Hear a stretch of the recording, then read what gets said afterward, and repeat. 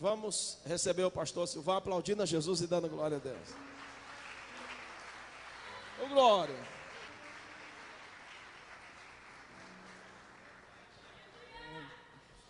Glória a Deus, a paz de Jesus, amém? Se assente aí um pouquinho em nome de Jesus. Como o Senhor é bom, como o Senhor é bom. Estou muito feliz de estar aqui com vocês. Como o pastor Maicon falou, estive final de semana, fui presenteado por Deus, por estar com vocês, com a igreja, lá no Vocacionados. Tive a honra, o privilégio de conhecer a pastora Melissa, Fabião, Fernanda. Cara, como você tá bonito com essa gravata. O Fábio é o homem de mil faces. No sertão eu vi um homem diferente. Lá no Vocacionados, o cara, ele era o cara da metralhadora, era o cara que fez. E aqui esse rapaz, eu agora estou entendendo por que a Fernanda se apaixonou por você, rapaz. Você tava de gravata no dia que ela te viu, né? Que cara bacana. Julião, rapaz, eu não sei como vai ser viver no sertão sem ouvir você dando glória a Deus agora. Que coisa maravilhosa, que coisa linda, linda.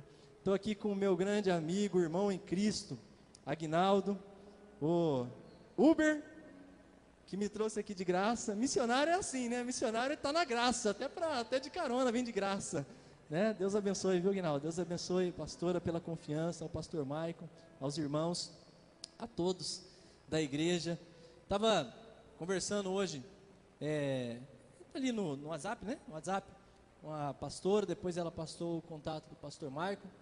Falou, deu algumas orientações de horário, aquela coisa toda. E no final, né, para se despedir, ele mandou um coraçãozinho para mim. E o celular assim, falei, pô, normalmente, né, todo mundo manda um joinha, um beleza, falou mano. No caso do vocabulário crentez, amém, glória a Deus. Ele mandou um coração. Falei assim, não vou responder não. Quer saber, quando eu for devolver isso, eu vou devolver em boa medida, recalcada, sacudida e transbordante. Esse aqui é gravado, né? Tem gente, ué. Então, para o pastor Maicon, para a pastora Melissa, para esse ministério, eu faço assim.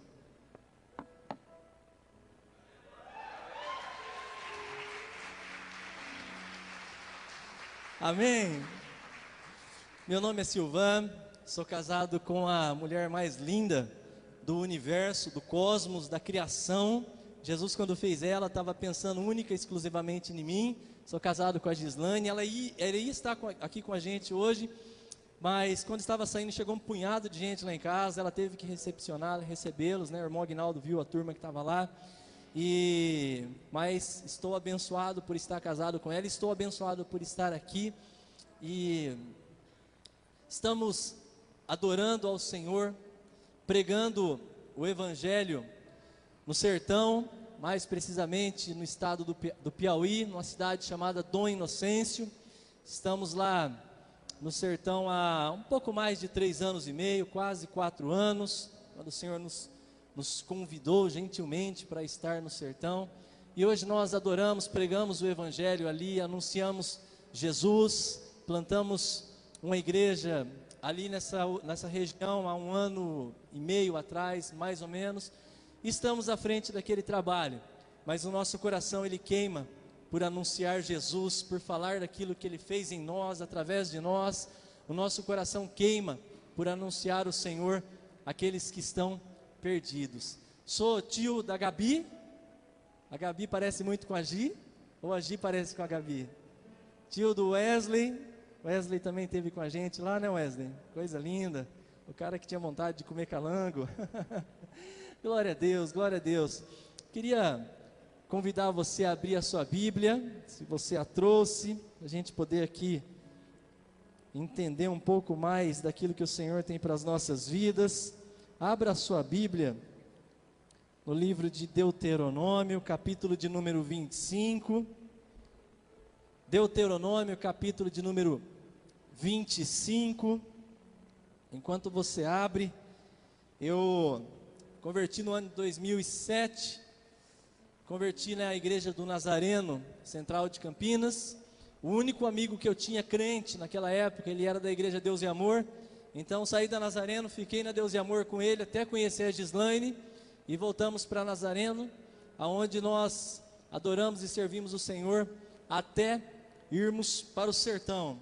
Então aprendi, o pouco que eu aprendi naquela igreja e aprendi a pregar ali também, né? Então a gente tem um jeitão assim, meio que tradicional, só que nem carro a álcool em dia de frio, você liga, demora a pegar, você fica... Mas quando pega, resolve andar e vai que vai. Então, como eu sei que essa é uma igreja avivada, uma igreja do poder de Deus, uma igreja que ama a palavra, que vive o mover do Espírito de Deus, tenha um pouco de paciência comigo. Eu só te peço duas coisas, né, enquanto eu estiver pregando. A primeira é que se der sono, tente não dormir. Agora, se não der para segurar a onda e dormir, não ronque para não atrapalhar o companheiro do lado, tá bom? Essa é meus únicos dois pedidos. Aí você pode até falar, mas, ô missionário, pastor, você prega tão mal assim? Não, o apóstolo Paulo, se eu não me engano, foi em Troade, capítulo número 20 de Atos, ele estendeu um pouco a pregação. A Bíblia diz que tinha um menino no terceiro andar ali de uma casa, ouvindo Paulo pregar, Julião. O Paulo, não era o Silvano, era o Paulo. Dormiu e pumba, caiu e morreu. Então, se dormir tem perigo de cair e morrer, né? Mas o apóstolo Paulo foi lá, deu um abraço no cara e ele ressuscitou. Aí você pode falar assim, pastor, mas eu não estou no terceiro andar, estou sentado aqui numa cadeira. Aí eu vou lá para o Antigo Testamento. Lembra do Eli, quando já estava lá com quase 100 anos de idade? Aí chegaram para ele, trouxeram a notícia de que Israel tinha perdido a batalha, os filhos tinham morrido e que a arca do concerto tinha sido levada pelos filisteus. Ele estava sentado numa cadeira, tomou um susto, tombou, quebrou o pescoço e morreu. Então tem que tomar cuidado, porque se cair e morrer, aqui não é o apóstolo Paulo não, é só o missionário Silvano. Então fica firme aí com Jesus, aguenta aí que a gente chega lá. Deuteronômio capítulo de número 25, o versículo de número 10, somente o versículo de número 10, diz assim: e em Israel será a sua casa chamada a casa do descalçado. E em Israel será a sua casa chamada casa do descalçado. Deixa eu aqui, bem rapidamente, trazer todo mundo para o mesmo contexto de entendimento dessa passagem, para que a gente possa, a partir daí então, entender o que Deus tem para a gente sobre a tua palavra. A gente está aqui dentro de uma lei, chamada a lei do levirato. Lá no Antigo Oriente, alguns povos, eles tinham o costume, eles tinham como regra, cumprir determinadas leis, e uma delas era a lei do levirato. Essa lei está diretamente ligada à questão de direito de subsistência, de herança, de propriedades de uma viúva. O que diz essa lei? Essa lei diz o seguinte, que se um homem for casado, e esse homem, se ele morresse sem ter deixado filhos, essa lei, ela garantia o direito da viúva da seguinte maneira: o irmão desse homem, ou o parente mais próximo, ele precisava assumir a viúva, e então o primeiro filho que fosse nela gerado, esse filho, ele daria a ela o direito na herança, na propriedade daquele povo, na propriedade daquela família, e continuaria levando o legado, a memória e a descendência do homem que havia morrido. Durante toda a Bíblia, a gente vê algumas facetas dessa lei. Por exemplo, quando Boaz, ele quer se casar com Ruth, no livro de Ruth, e ele precisa resgatar Noemi, para ter o direito sobre a Ruth, e assim então casar com ela. A base que foi usada para aquilo foi a lei do levirato. Ele foi o resgatador de Noemi, com base nessa lei. Lá no Novo Testamento, quando os saduceus, eles interrogam Jesus a respeito da ressurreição, porque eles não criam na ressurreição, eles usam como base a lei do levirato, dizendo para Jesus: Jesus, Se um homem se casar com uma mulher e esse homem morrer sem deixar descendência, o irmão vai assumir e assim vai até o sétimo irmão, morreu todo mundo. Na glória, quem que vai ser o marido dela? Jesus falou, ninguém, porque lá nós seremos como os anjos de Deus. A lei, a base que eles usaram para interrogar Jesus, foi a lei do levirato. Essa lei, ela estava ligada diretamente à questão de subsistência, garantia de propriedade, de herança, de memória de uma pessoa. Essa era a lei do levirato. Até aí estava tudo certo se todo mundo cumprisse. Mas a partir do versículo de número 5, a partir do versículo de número 7, depois você pode ler com mais calma na sua casa, a Bíblia diz que se todavia a viúva, se tornando viúva, o parente mais próximo ou o irmão do falecido, ele não quisesse assumir como mulher para continuar a descendência e a memória do irmão, dava o direito àquela mulher de ir adiante dos anciãos de Israel. Aí ela ia até diante deles e ia dizer o seguinte: olha, está vendo esse moço aqui? Meu marido morreu, ele é o meu cunhado, e a lei do levirato fala para ele me assumir, para que eu tenha garantia sobre a herança, para que a memória do meu marido não seja esquecida. Mas ele não quer me assumir, ele está descumprindo a lei, ele está descumprindo o mandamento, o preceito. Aí a Bíblia então diz que os anciãos iriam chamar esse homem e dizer para ele assim: ó, camarada, seu irmão morreu, essa mulher está viúva, ela vai precisar de alguém, porque ele morreu sem deixar descendência, ela não vai ter parte na herança, nas propriedades, ela vai passar fome, você precisa assumir ela. Se mesmo assim a posição do cunhado fosse negativa, de reprovação, não querendo assumir a mulher, a Bíblia diz que então ela tinha o direito de, à frente dos anciãos de Israel, chamar ele, tirar-lhe o sapato, a sandália dos pés, cuspir-lhe o rosto e dizer em alto e bom som: assim se faz com todo aquele que não quer suscitar a memória do seu irmão. E então caímos no versículo que nós acabamos de ler: e em todo Israel essa casa seria conhecida como a casa de um descalçado. Era mais ou menos assim: se você estivesse passeando por Israel e alguém falasse assim para você: ó, aquela ali é a casa de um descalçado, automaticamente na sua memória, automaticamente diante de você, os seus pensamentos iriam entender que naquela casa houve morte, houve luto, houve dor, houve tristeza, houve rejeição, houve abandono, houve desobediência da lei de Deus. Todo mundo que olhasse para a casa de um descalçado ia entender que algo de ruim aconteceu, que ali existiam pessoas que viviam debaixo de desesperança, de angústia, porque era a casa de um descalçado. Um dos grandes trabalhos que nós temos ali no sertão é entrar nessas casas de pessoas descalçadas, pastora Melissa. A pastora Melissa com certeza entrou em algumas dessas casas, não só lá no sertão, mas em vários lugares do mundo. Pessoas que não têm base, pessoas que vivem à sombra de luto, de morte, de opressão, de depressão, de miséria. Eu me recordo que no ano de 2016, estávamos morando em Queimada Nova, no Piauí, uma cidadezinha muito pequena, no alto sertão do Piauí. Estávamos ali ajudando um casal de missionários que são ligados ao projeto Sertão Livre, que é encabeçado pelo Juliano Som, do Ministério Livres para Adorar. E eu e Gislaine, nós estávamos em casa e um grupo de pessoas, 3 ou 4 pessoas, nos chamaram. Eles estavam muito aflitos, nós não os conhecíamos, e eles estavam nos convidando para ir até uma casa orar por uma pessoa que estava enferma.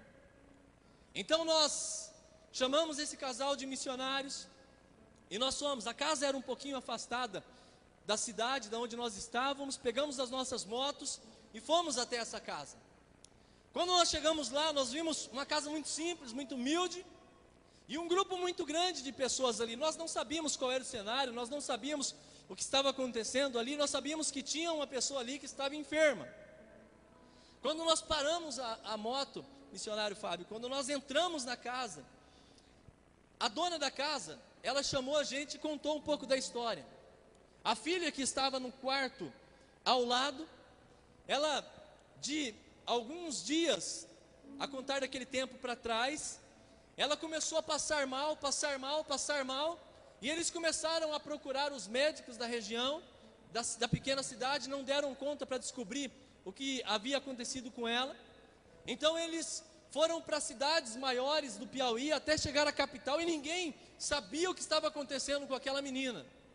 Então eles, depois de ter gastado muito, praticamente tudo, e sem resultado, sem sucesso, devolveram a menina para Queimada Nova, e a menina agora estava passando pelos últimos momentos, aparentemente, segundo a família. Quando nós então entendemos aquela situação, vimos aquele grupo de pessoas, entramos numa portinha que dava acesso ao quarto que ela estava. Quando a gente olhou, tinha uma menina que aparentava 26, 27 anos no máximo, talvez um pouco menos, um pouco mais, e essa menina, ela estava totalmente esquelética, os olhos estavam fundos, a boca estava chupada, e dentro daquele quarto havia, apesar de uma opressão espiritual, um sentimento de morte muito grande, tinha um odor muito forte, um cheiro muito forte.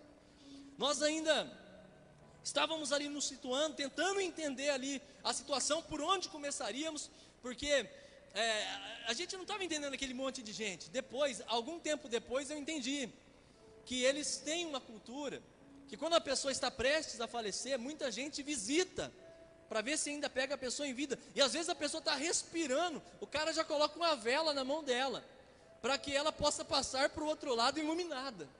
É cultura, faz parte da crença deles. Por isso tinha aquele grupo de pessoas.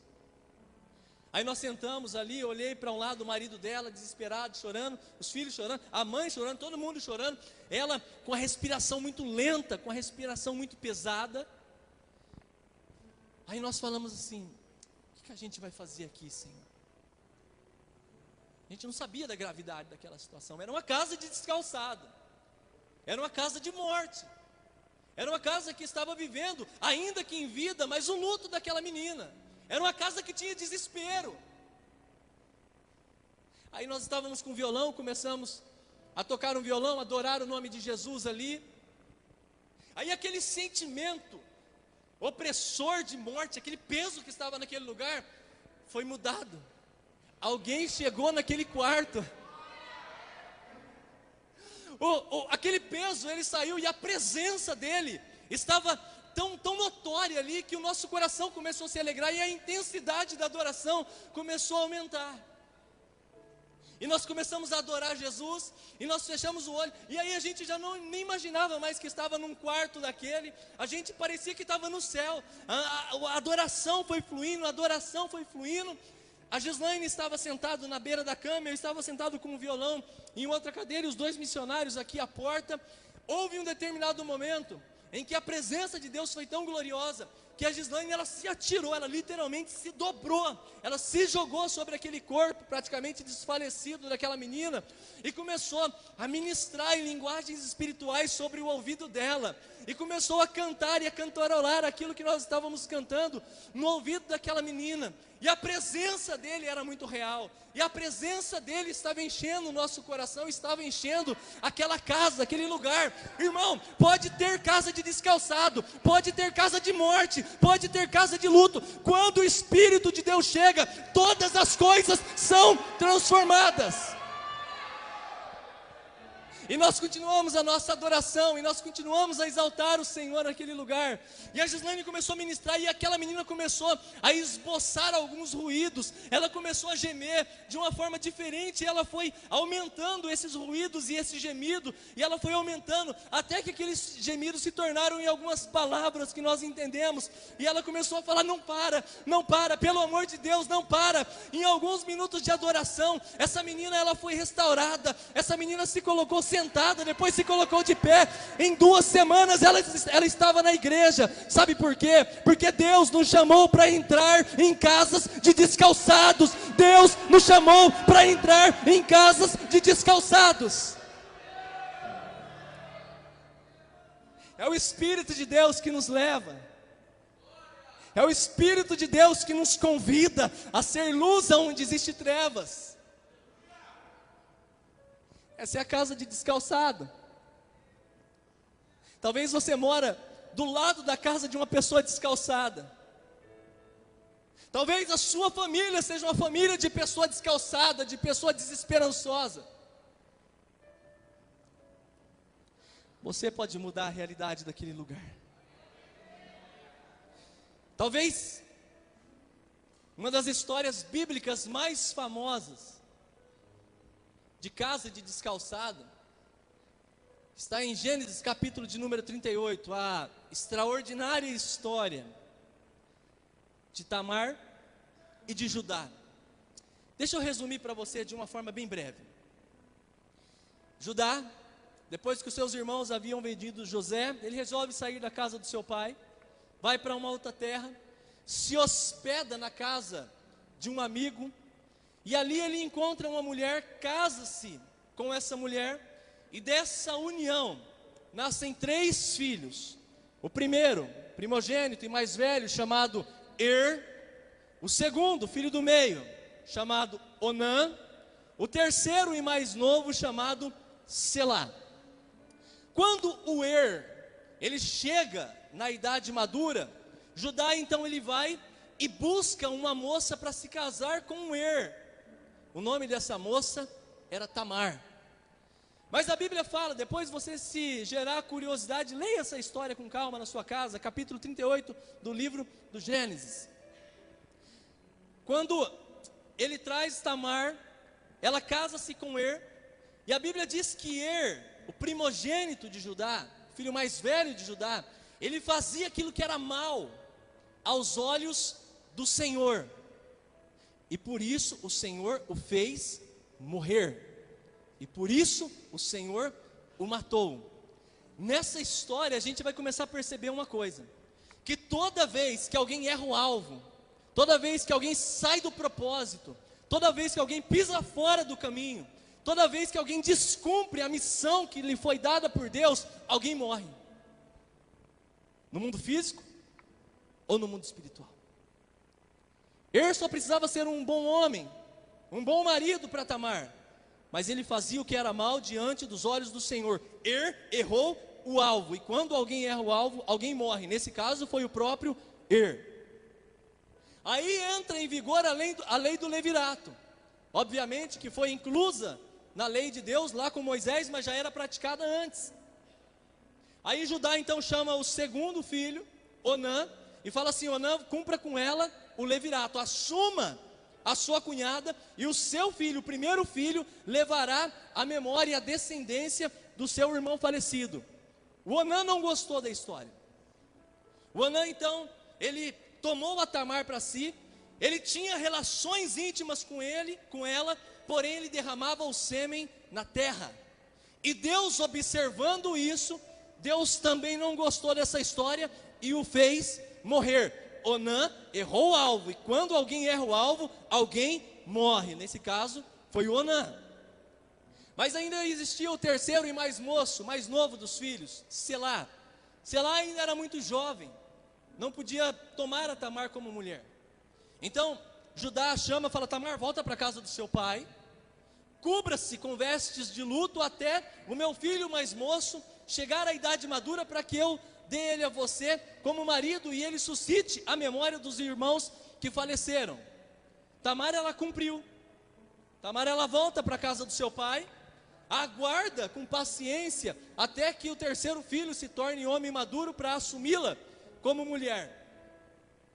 O tempo passa, a mulher de Judá, ela morre, Judá fica viúvo, Judá ele chora o seu luto, passa o tempo, Selá cresce, chega à idade madura, Tamar está lá com vestes de luto, aguardando, esperando, mas Judá fica com medo de entregar o seu filho, pensando que a maldição está sobre a mulher. Judá deixa Selá de canto e deixa Tamar esquecida lá em um canto. Aí depois que Judá ele chora o seu luto, tem que voltar à vida normal. A Bíblia diz que ele precisava subir a uma cidade para tosquear as suas ovelhas. Era a missão dele, subir, tosquiar as ovelhas e voltar.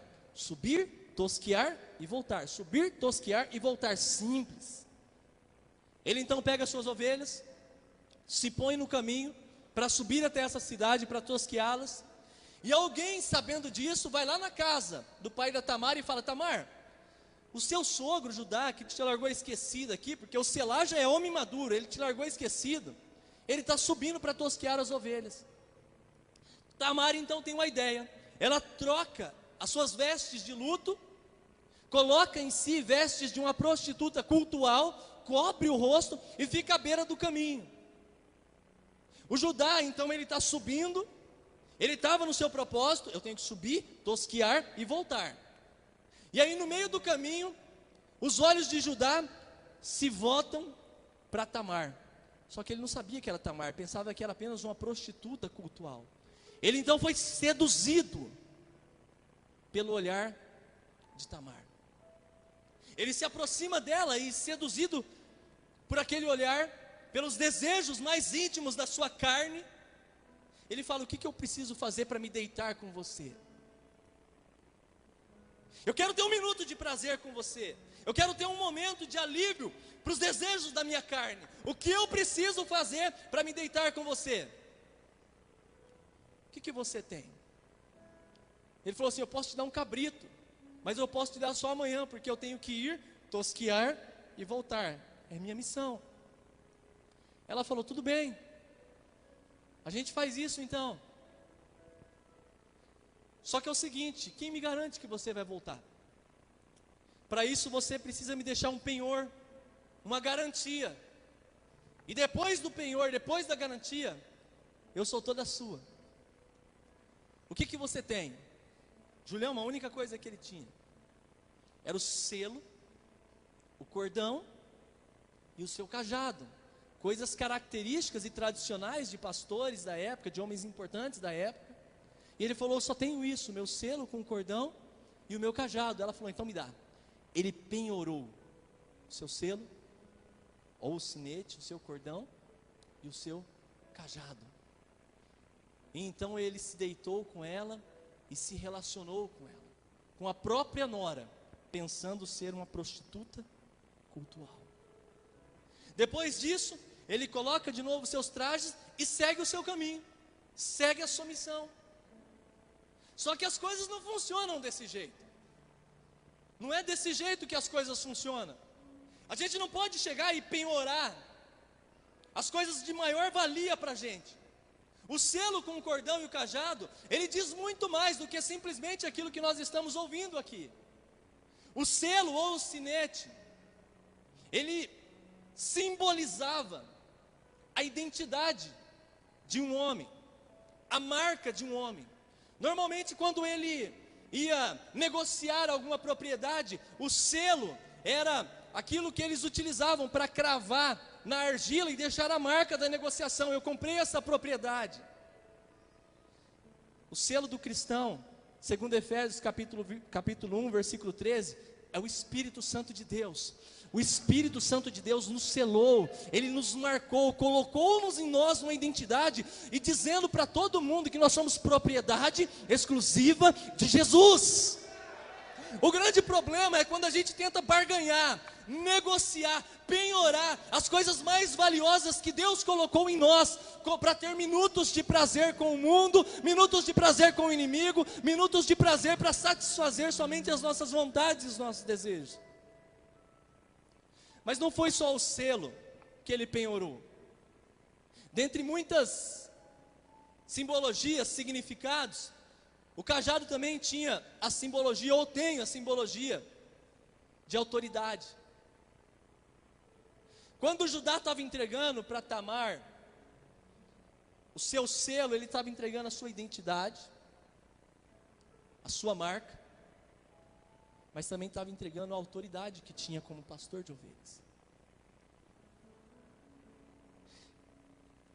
Lucas capítulo 10, quando os discípulos estão voltando da missão, estão todos alegres porque os demônios se sujeitavam a eles, porque eles expulsavam, porque eles curavam. Jesus falou assim: eis que vos dou autoridade. Em algumas versões, poder, autoridade, poder para pisar sobre serpentes, para falar em novas línguas, para fazer isso, para fazer aquilo. Nós recebemos de Deus a autoridade para fazer a obra dele. Judá, ele negociou isso tudo. Sabe o que é ter a autoridade de Deus? Vou lhe contar uma história. Rapaz, deixa eu olhar o horário aqui. A gente vai até que hora, pastora? Vai indo? Rapaz, você vê que eu estou embastando aqui, faz algum sinal com a mão. Se eu né, joga aí alguma coisa. Se mesmo assim eu não parar, chama o Fábio. Alguma coisa para... Ano de 2010, primeira viagem que nós fizemos para reconhecimento do sertão. Estávamos aí no segundo mês. Nós ficamos entre 3 e 4 meses no ano de 2010 no sertão. Entre o segundo e terceiro mês, já se aprontando para voltar, nós estávamos lavando as roupas nas pedras. Lá a gente lava, né, na parte do sertão mesmo, não nas cidades, mas na parte do sertão, na parte dos interiores. Nós lavávamos as roupas naquilo que a gente chama de lajedo, né? São pedras grandes que tem frestas, e quando chove empoça a água ali. Então nós lavávamos as roupas ali. Aí terminamos de lavar a roupa por volta de 11 horas da manhã. Estávamos voltando para o lugar que nós estávamos, ali na região do Brejão, lugar bem isolado também. E aí falaram para a gente: olha, trouxeram um rapaz aí do Piauí, é tudo muito próximo ali a divisa, e esse rapaz está quase morto. Trouxeram ele na caçamba de uma casa, de um carro, e levaram ele, falaram a casa ali, e passaram aqui e falaram se vocês não poderiam ir lá fazer uma oração por ele, porque ele estava numa situação e tal. Aí a gente falou: não, a gente pode sim, e a gente só vai almoçar aqui, e daqui a pouco a gente desce para lá. Aí a gente entrou para almoçar, almoçamos, ali ficamos um tempo em comunhão com o Senhor. Então nós começamos a se preparar para ir para essa casa. A casa não era tão longe, menos de 1 quilômetro.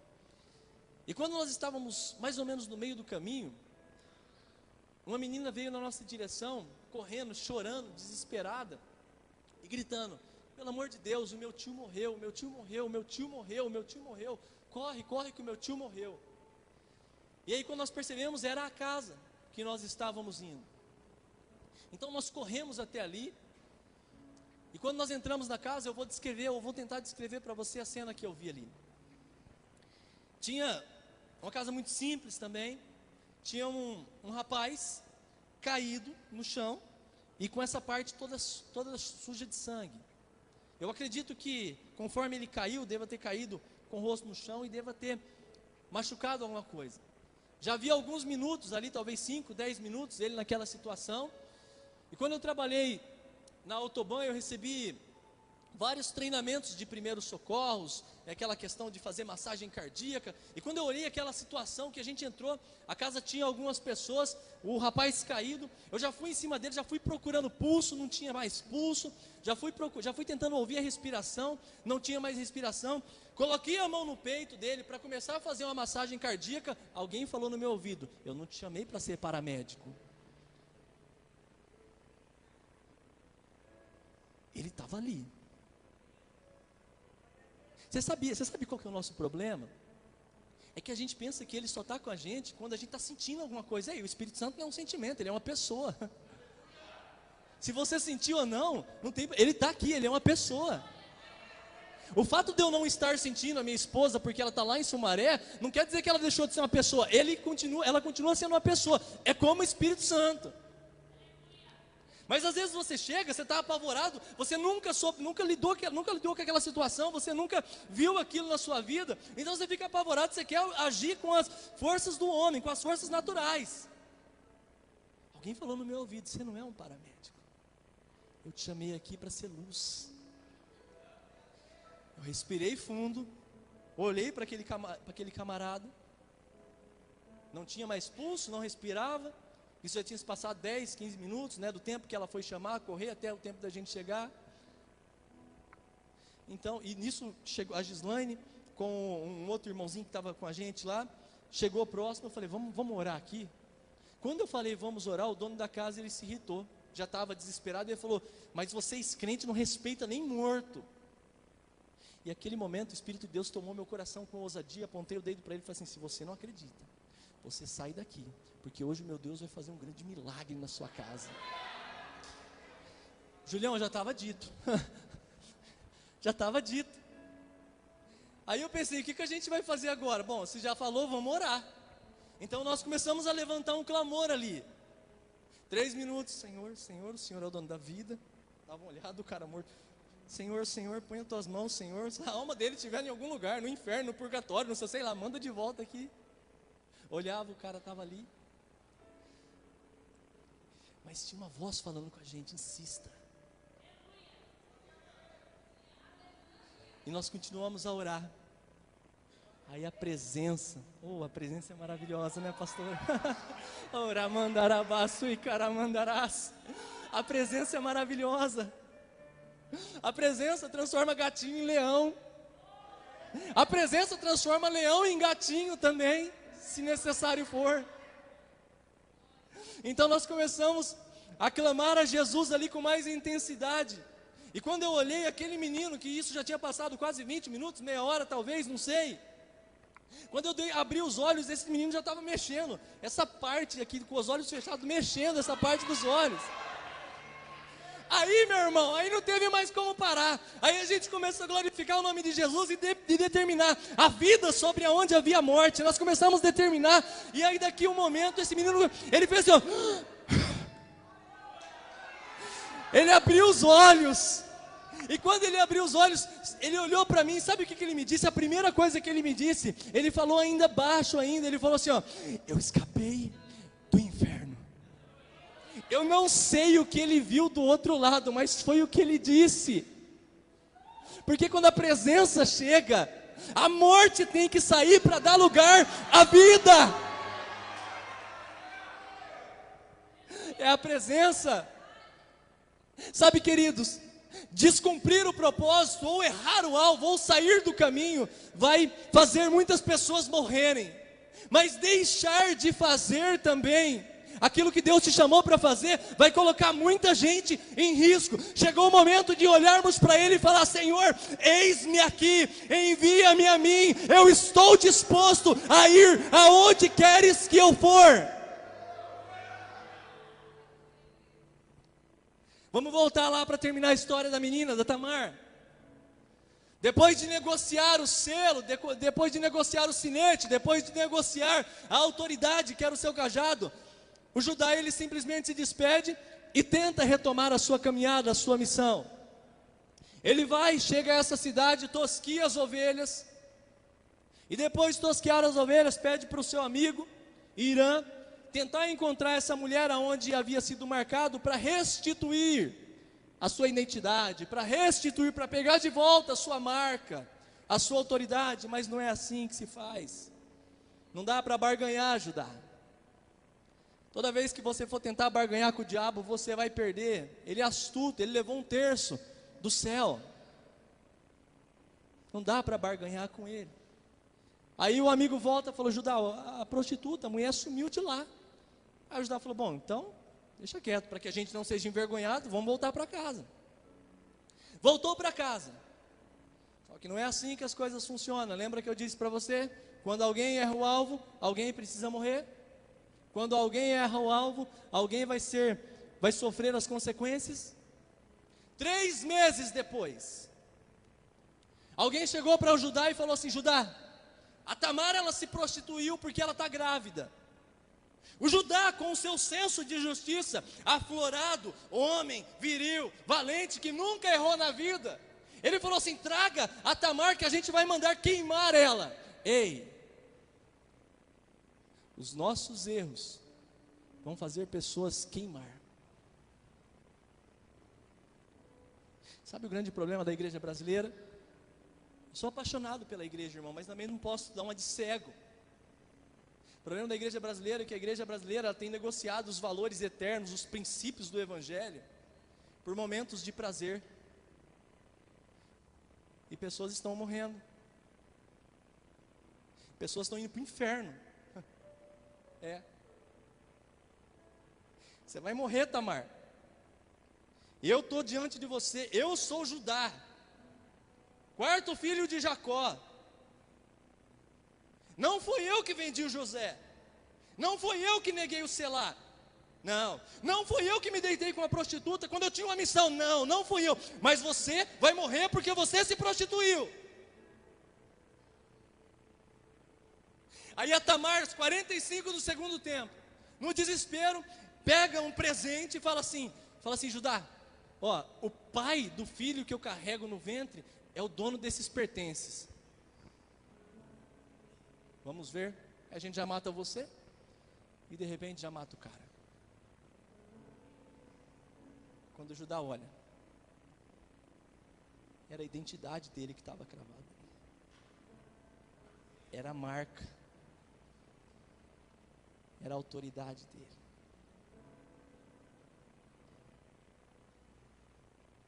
Que surpresa, né?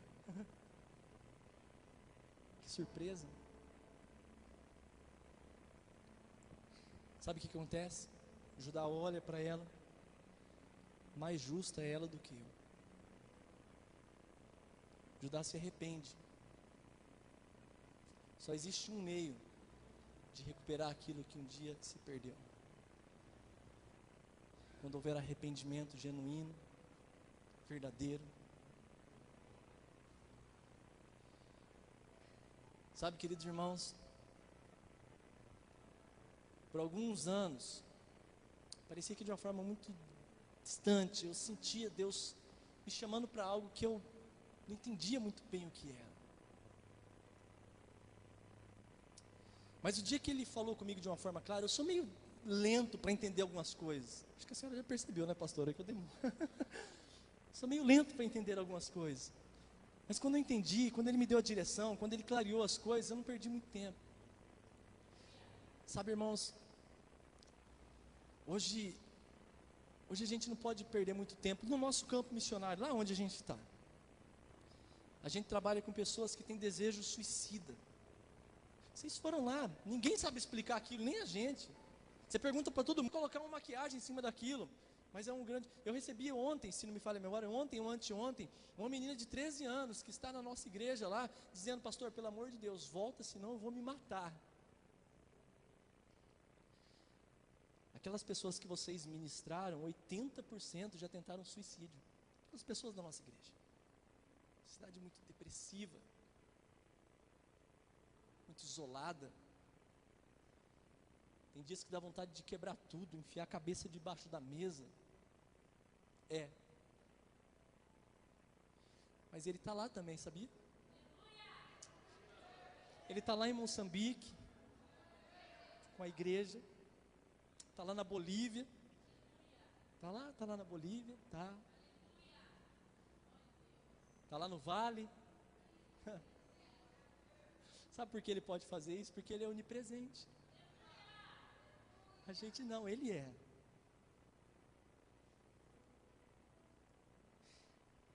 Agora o mais interessante, eu já vou encerrar. O mais bacana de tudo é que a história da Tamar não termina daquele jeito. Era uma casa de descalçado.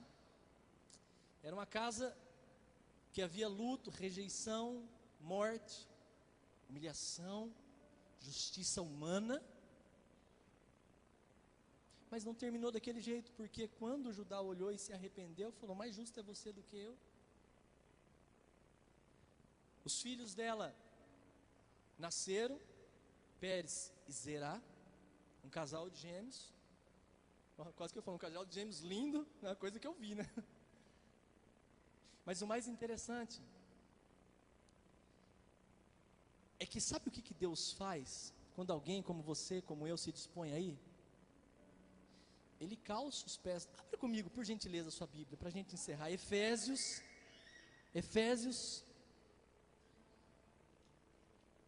livro de Efésios, capítulo 6,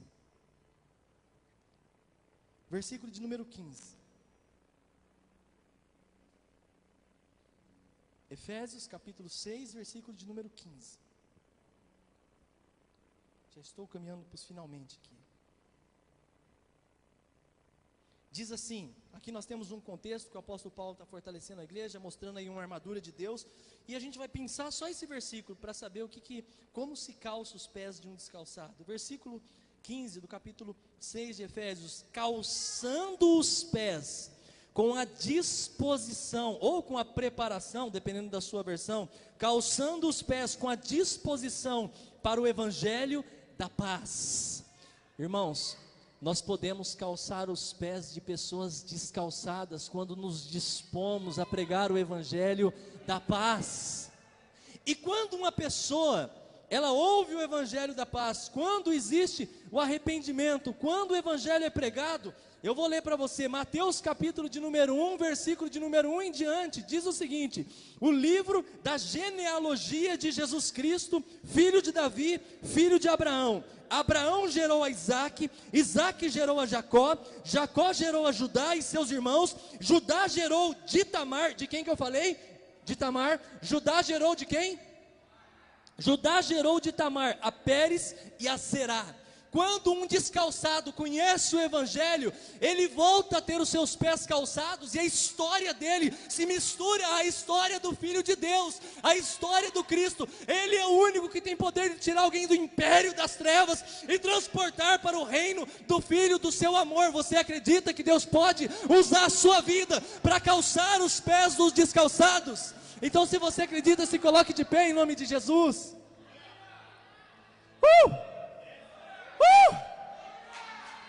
Não há ninguém como Ele. Não há ninguém como Ele, Fabião. Não há ninguém como Ele.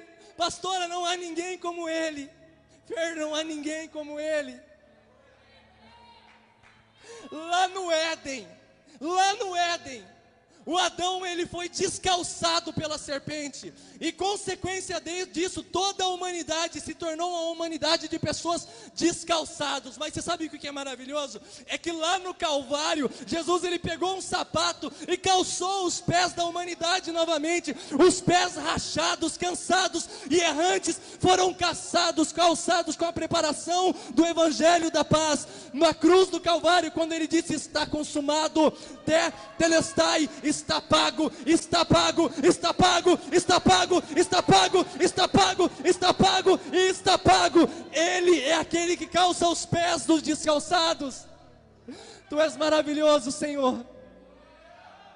Oh, Senhor, Tu és maravilhoso. Tu és maravilhoso, Senhor. Feche os seus olhos aí, feche os seus olhos aí. Feche os seus olhos.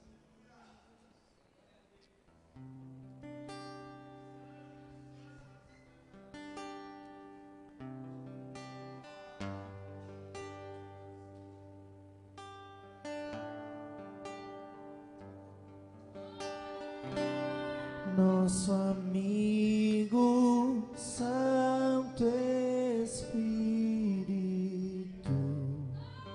Aleluia. Aleluia. Aleluia. Venha Aleluia.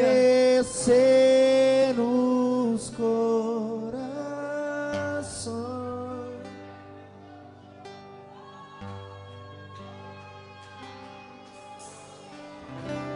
Vem com cura em todo o seu poder.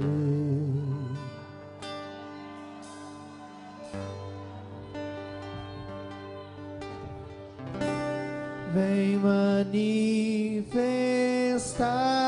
os teus sinais.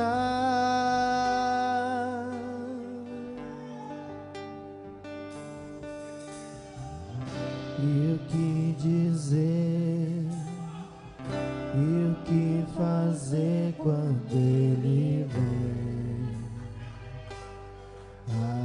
aqui. Mais que ser bem-vindo, nós te desejamos outra vez aqui. E o que dizer, e o que fazer quando Ele vem aqui. Mais que ser bem-vindo, nós te desejamos outra vez aqui. Nosso amigo Santo Espírito,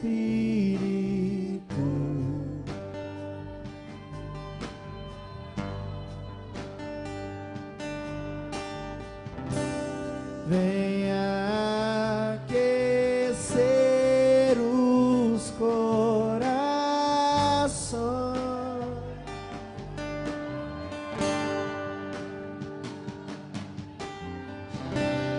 Venha todo o seu poder.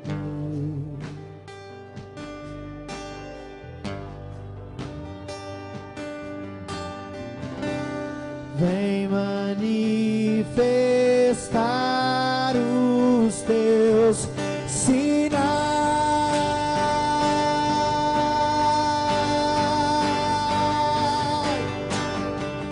E o que dizer,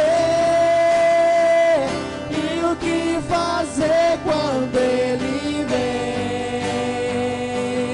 aqui.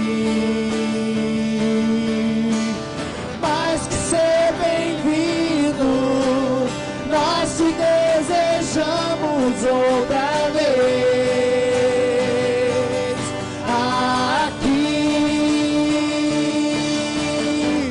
E o que dizer, e o que fazer quando ele vem aqui. Mais que ser bem-vindo, nós te desejamos outra vez aqui. Oh,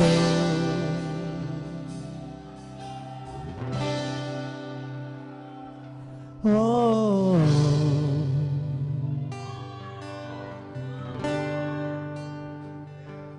oh,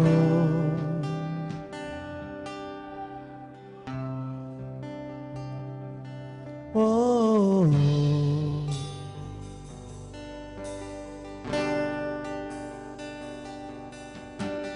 faz de novo, faz de novo o teu povo clama-te mais uma vez. De novo, faz de novo o seu povo clama-te mais uma vez. De novo, faz de novo o seu povo clama-te mais uma vez. Faz de novo, faz de novo o seu povo clama-te mais uma vez. Faz de novo.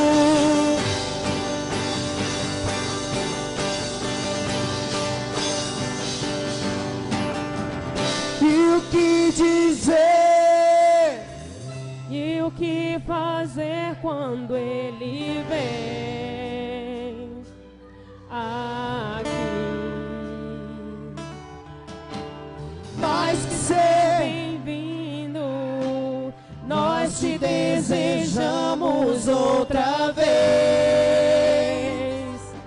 aqui.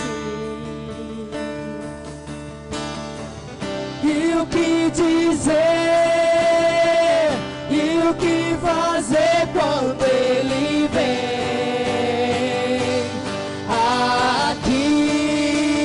aqui. Mais que ser bem-vindo, nós te desejamos outra vez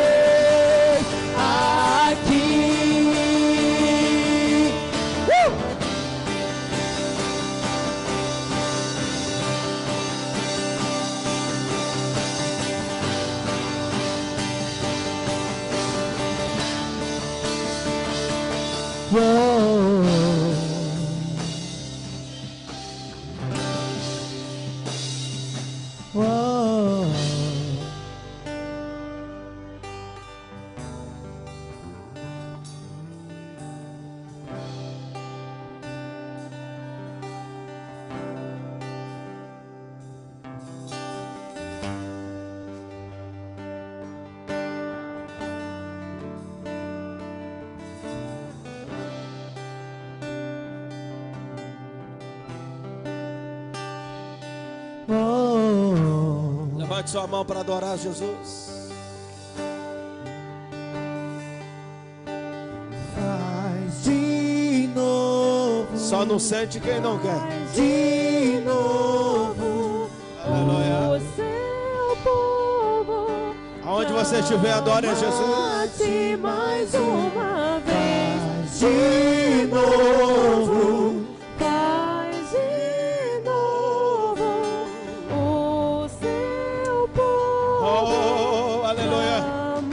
Espírito de Deus é bem-vindo nessa casa. Faz de novo. Adore o Senhor, Ele tem liberdade para agir. O seu Oh, aleluia. povo. Clama-te mais uma vez. Faz de novo. Faz de novo. O seu povo. Clama-te mais uma vez. Faz de novo. O seu Levante a sua mão para adorar a Deus. clama. O Espírito de Deus está fluindo nessa casa. E o que dizer? E o que fazer quando ele vem aqui? Mais que ser bem-vindo, nós te desejamos outra vez aqui. Adore, adore, adore, adore. E o que dizer? E o que fazer quando ele vem Aqui, mais que ser bem-vindo, nós te desejamos outra vez. aqui? Adore a Deus onde você estiver. Eu estou sentindo a presença de Deus nessa casa. Deixa o Espírito de Deus fluir na sua vida. Esse Espírito Santo de Deus mover a igreja. Espírito de Deus é bem-vindo nessa casa. É bem-vindo nessa casa. É bem-vindo nessa casa. O Nabarasi Kelebarabashuri Kalamaya. O Mikandarabasudi Kelebashuri Kalamaya. O Espírito de Deus está convocando a igreja para adorá-lo. Adore. Adore e receba a presença de Deus que está descendo nessa casa. Adore e receba a presença de Deus que está descendo nessa casa. Só os mortos não conseguem sentir a presença de Deus. Levanta a tua mão, adore a Jesus. Receba a presença de Deus aonde você estiver. Tome a casa, Senhor, tome a casa. Tome a igreja é tua. O que dizer? E o que fazer quando ele vem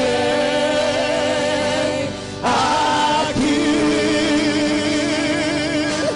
Mais que ser bem-vindo, nós te desejamos outra vez aqui.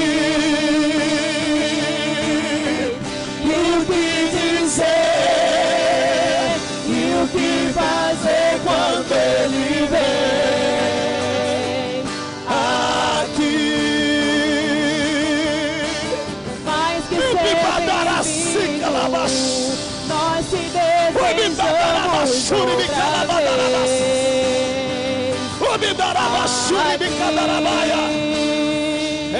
Ebarasibi calabadarabachurebaia. Tebidarabasubi calabachuriebadarabaia. Oh glória! Oh glória! Oh glória! Oh glória a Deus!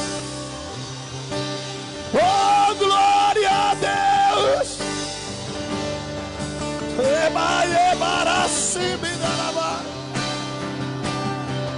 Oh aleluia! Oh aleluia! Oh aleluia! Ebadarasibi calabachandarabaia. Ebadarasibi darabá. Ebadarabachuribi cadarabaia. Oh aleluia!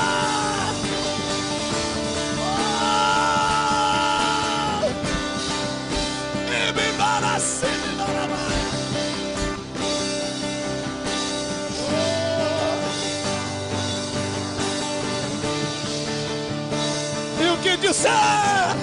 E o que dizer? E o que fazer quando ele vem aqui? Mais que ser bem-vindo, nós te desejamos outra vez aqui. E o que dizer? E o que fazer quando ele vem aqui? Mais que ser bem-vindo, nós te desejamos outra vez aqui.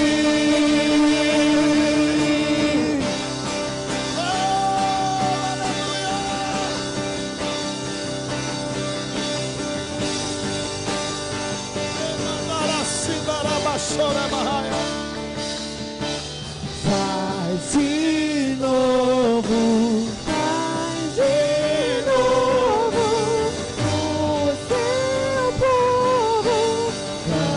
Clama-te mais uma, faz de novo, faz de novo o seu povo. Clama-te mais uma vez. E se eu passar pelo vale, acharei conforto em teu amor, pois eu sei que és aquele que me guarda, me guarda.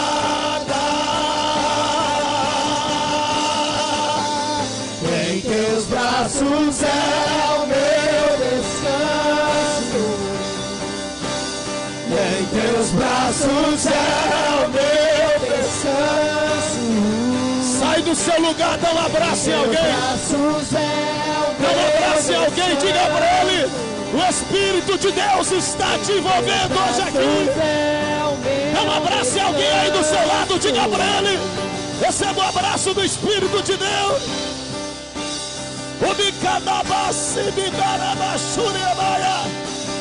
Ele está curando alguém, está liberando milagre.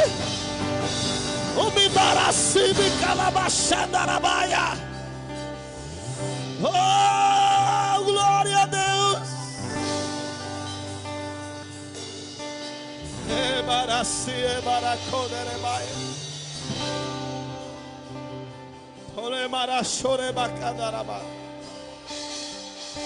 É barulho de glória de quem recebe.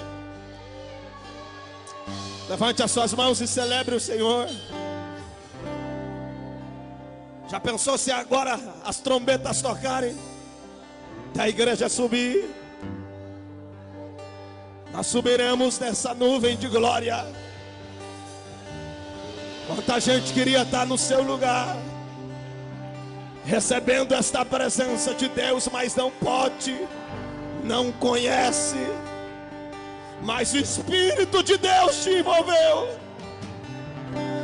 e Ele está dizendo para você nessa noite: me adora. porque eu estou curando vidas nesse lugar. Deus está dando livramentos enquanto a igreja está adorando a Jesus. As muralhas estão caindo por terra enquanto a igreja está adorando a Jesus. Enquanto nós adoramos a Jesus no mundo espiritual, anjos estão lutando pela igreja. E se eu fosse você, eu não parava de adorar a Deus. Eu tomava posse daquilo que o Espírito Santo de Deus está fazendo com a igreja e na igreja. Emineracibe calamaia,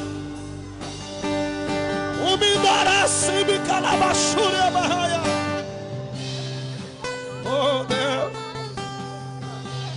que a tua graça e a tua misericórdia possa ser sobre nós. Nos edifica, seguro estou nos braços. Cante esse louvor para a gente encerrar. Nunca me deixou.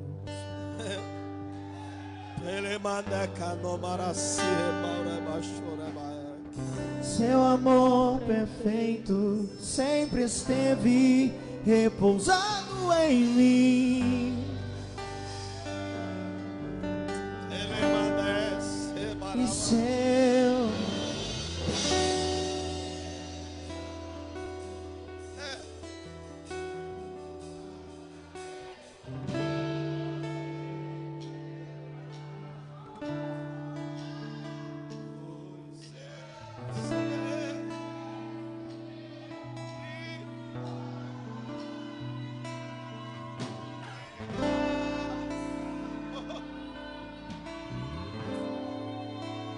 e em teus braços é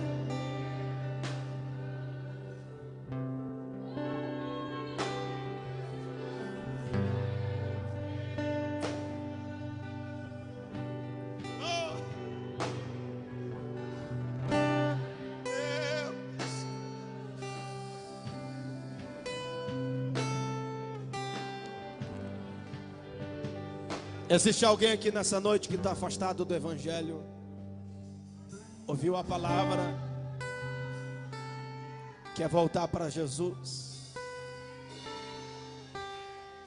Tem alguém aqui nessa noite? Você entrou por esta porta, você estava parado, desigrejado, mas o Espírito Santo falou com você. E você quer voltar hoje para a igreja, para Jesus? Se tiver, eu quero orar por você nessa noite. Levante sua mão, sai do seu lugar, vem aqui na frente. Nós vamos orar por você.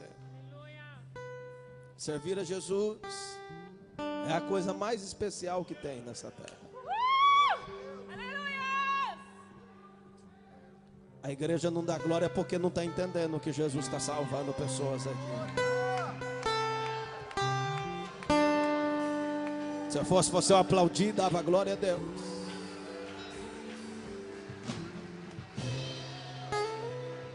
Eu aplaudia mais forte e dava glória a Deus.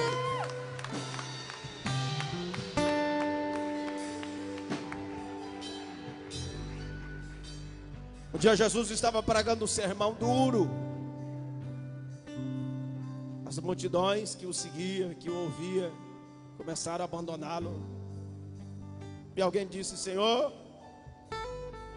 a multidão está te abandonando e está indo embora. Jesus disse: vai com eles também. E Pedro, que era o porta-voz dos discípulos, disse em João 6, a partir do versículo 66, você lê: para onde iremos nós, se só tu tens palavra de vida eterna?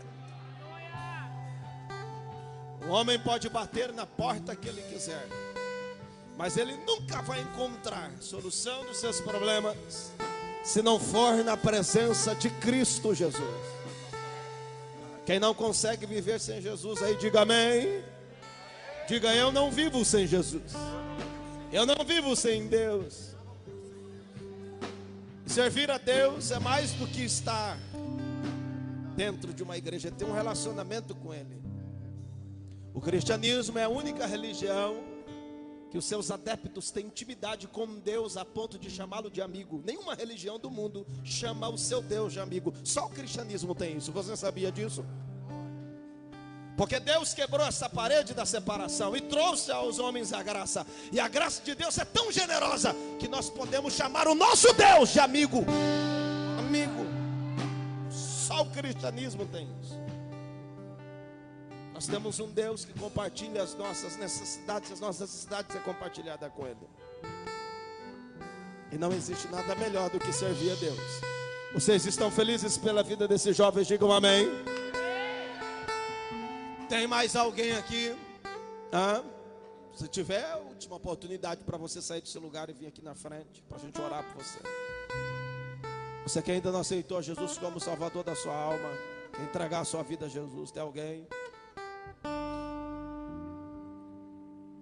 Eu já estou feliz pela vida deles aqui, ó. A Bíblia diz em Lucas 15:7 que a festa no céu quando um pecador se arrepende. E quando dois se arrependem, o que acontece no céu? Um congresso. Isso aqui é uma hipérbole, né? Mas a gente acredita que o céu festeja com a nossa festa. Vamos orar por eles. Estende as mãos para cá, por favor. Ore por ele, Carlos, ok? Ore por ela, Gabi. Senhor, nós queremos entregar nas tuas mãos os teus filhos. A tua palavra diz em Romanos 10: se com a tua boca confessares que Jesus Cristo é o Senhor, então serás salvo. Atos 4:12 está escrito que não existe nenhum nome que foi dado entre os homens que possa salvar a não ser o nome de Jesus. Através destas interpretações, nós entendemos que através do nome de Cristo, do sangue de Cristo, a salvação e remissão dos nossos pecados por causa do sangue que foi derramado na cruz do Calvário.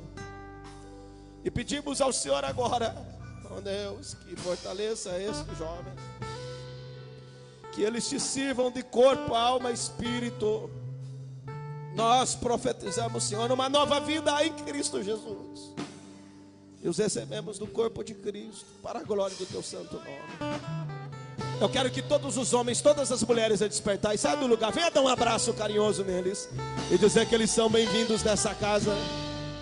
E a gente continua cantando. Faz de novo, faz de novo, faz de novo. Faz de novo. Sejam bem-vindos.